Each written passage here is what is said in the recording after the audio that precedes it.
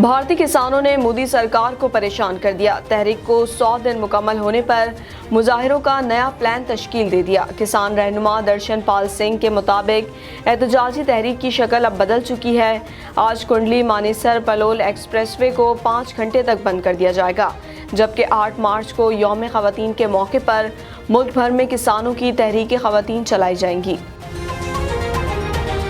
جبکہ 8 مارچ کو یوم خواتین کے موقع پر ملک بھر میں کسانوں کی تحریک خواتین چلائی جائیں گی۔ دوسری جانب بوکھلاہٹ کی شکار بھارتی حکومت نے تنقید کرنے والی شوبز شخصیات کو انتقامی کارروائیوں کا نشانہ بنانا شروع کر دیا ہے۔ اس سلسلے میں انکم ٹیکس چوری کا الزام لگاتے ہوئے اداکارہ تاپسی پنو اور فلم ساز انوراگ کشیپ کے گھروں اور دفاتر پر چھاپے مارے جا رہے ہیں۔